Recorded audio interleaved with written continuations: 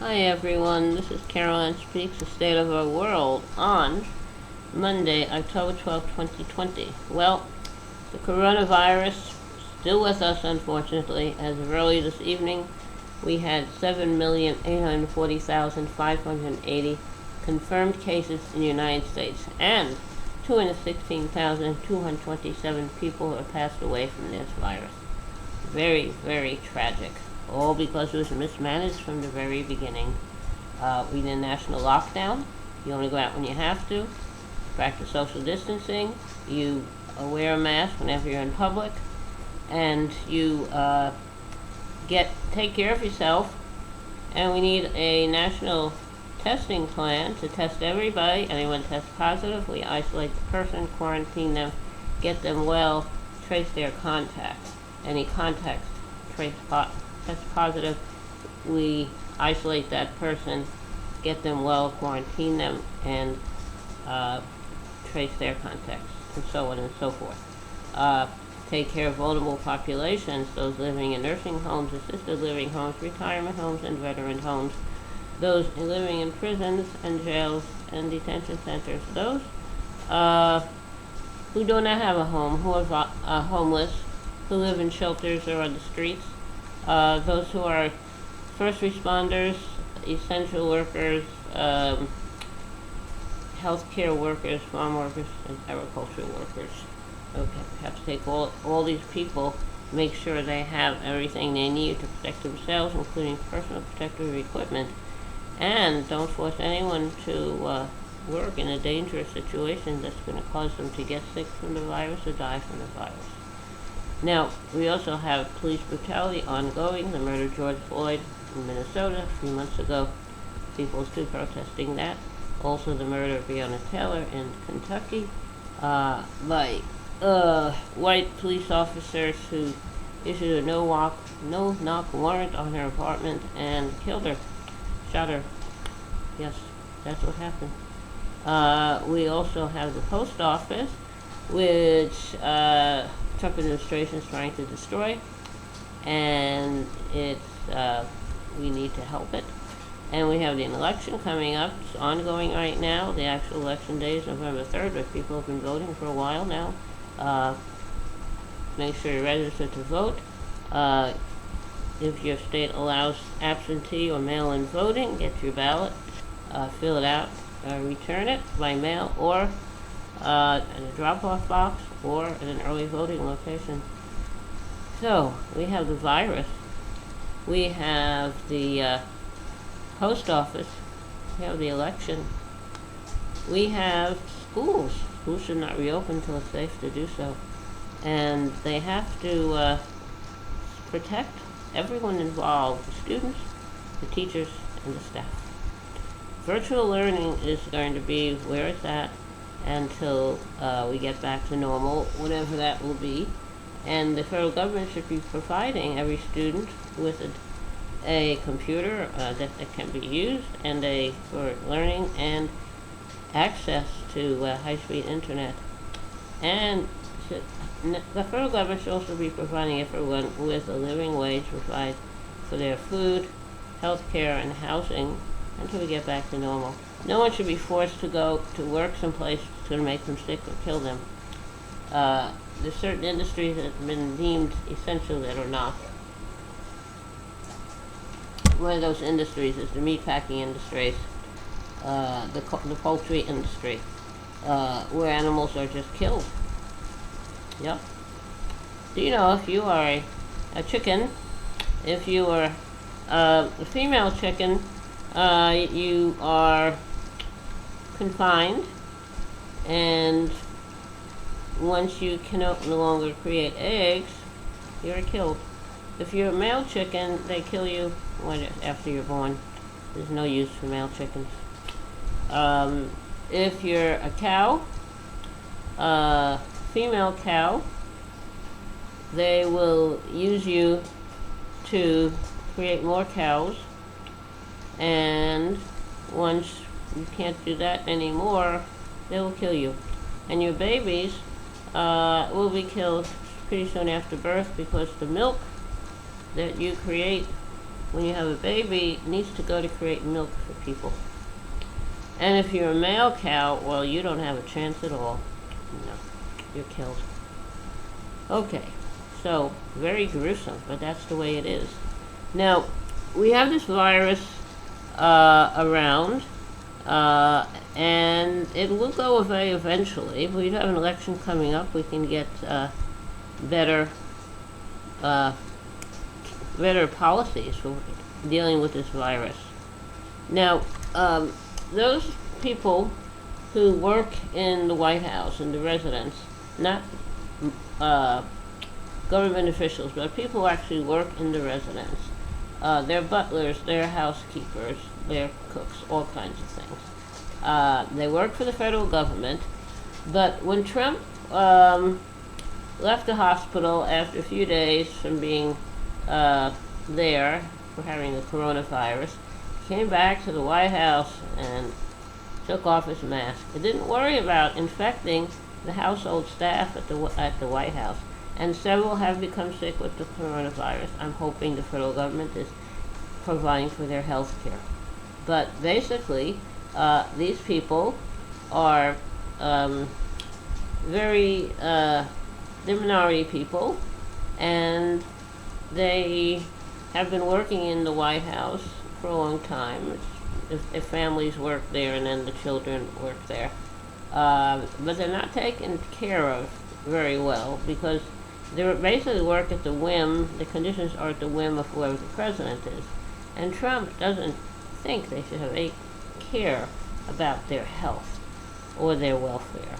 He's exposing these people whose job requires them to interface with the president and his family. That's their job. And they are being infected by this virus.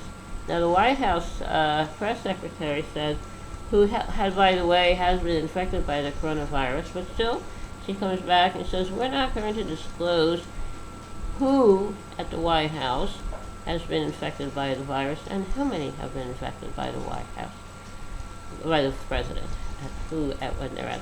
They were at the White House. Very, very sad. But that's the way it is. Now, so we really need to protect these people. Now, the border wall that Trump is building, actually he stole funds from the Defense Department, reallocated funds given to them for military people to go to a border wall. I don't know how they got that one through. But they're using this money to construct the border wall on the southern border. They haven't done very much. And part of constructing the border wall, they are building a concrete wall, and they need water to create the concrete and to build the wall. And the southern border, including the states of California and Arizona and New Mexico, etc., they're taking the Trump people are building this wall, and they're defacing indigenous people's lands and monuments and sacred places, and they're using the water that the people need for life, that the wildlife needs to live. And when they build this wall, animals and birds, they have traditional paths, migratory paths, and they on their travels they do need water, but this wall is taking away access to their traditional watering holes, and we're losing species of wildlife and plants. The plants, they don't travel, they sit there, but the people building the water wall, they're destroying plants, they're uprooting them, throwing them on the ground. So the Trump administration has a total disregard for any kind of life. The Odom land defenders in Arizona are the lead indigenous resistance to Trump's border wall. And there's a militarized crackdown on those who are against the border wall. Now, the border wall is not going to prevent anyone from coming into this country who wants to. The border wall just makes it a little harder for them. But the real victims are the plants, the animals, and the birds, because their whole migratory route for their travels is being uprooted, disrupted. Very, very sad. But that's the way it is in the Trump administration. Now, actually, George Bush, the father, started, I believe, he did some work on the border wall. Maybe it was his son. But the border wall is not going to deter migration, not going to deter immigrants. So, what do we do about this? Well, we have to vote, and we have to speak up for peoples and other creatures who are being harmed by the border wall, and people who are being harmed by the coronavirus. Coronavirus has hit minorities, people of color, harder than other groups because of the type of work they do, like agricultural workers, farm workers, healthcare workers, essential workers, first responders, etc. So we really need to speak up for everyone. Now, the best thing you could do is practice social distancing. Only go out when you have to and wear a mask when you're among others. And take care to do everything you can to protect vulnerable peoples. For instance, go out when you have to. So only go to the grocery store, say once a week, get everything you need for your family. And only one of you. You can go as a group and stay in the car, but only one of you should go in, so there's less chance of spreading the virus. Now, that being said, we all have to work together if we're going to conquer this virus. Social distancing, wear a mask, and don't worry about not being able to go to the park or the beach or the amusement park. Someday you will be. And don't sacrifice other people for political gain. There we are. Native Americans have been hit really hard by the virus. Those living on reservations. You know, those living on reservations, not all of them have running water. No. And now this border wall is taking water that can be used for people and for plants. What a crime. What a crime. But that's the way it is today in America. Now, I think maybe it's time for a little song. The song I'd like to sing is Sounds of Silence. It was written by Paul Simon of Simon and Garfunkel, singing group, and sung by them. Alright, let's give it a try.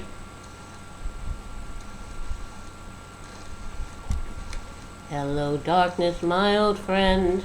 I've come to talk with you again, because a vision softly and creeping left its seeds while I was sleeping, and the vision that was planted in my brain still remains within the sounds of silence.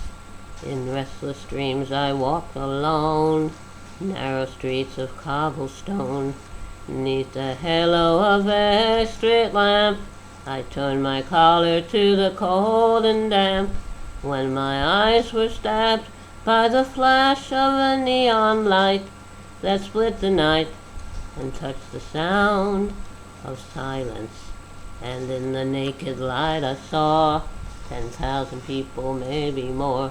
People talking without speaking, people hearing without speaking, people talking without speaking, people hearing without listening, people writing songs that voices never share. No one dared disturb the sound of silence. Who said you do not know? Silence like a cancer grows Hear my words that I might teach you. Take my arms that I might reach you. But my words, like silent raindrops, fell and echoed in the wells of silence. Okay, now that is Sounds of Silence. I haven't sung that in a while. I hope you liked it. Thank you for listening. Thank you for tuning in for another meeting of Carolyn Speaks, the third of State of the World on Monday, October 12, 2020. Remember, take care of yourself and others. And this is Columbus Day. It is also Indigenous Peoples Day. And Christopher Columbus was not a, he was a colonizer. He was a brutal person. He came into Latin America, came into the U.S., and he murdered a lot of Native Americans throughout Latin America. And as a result of the protests going on, statues of him all over have been toppled. So remember, indigenous peoples, they're the land protectors, they're the water protectors. They were here before us, and they'll be here long after us, so respect them. Okay, now it's time for me to say adieu. Remember, kindness goes a long way. Kindness goes a very long way. Thank you. Good night.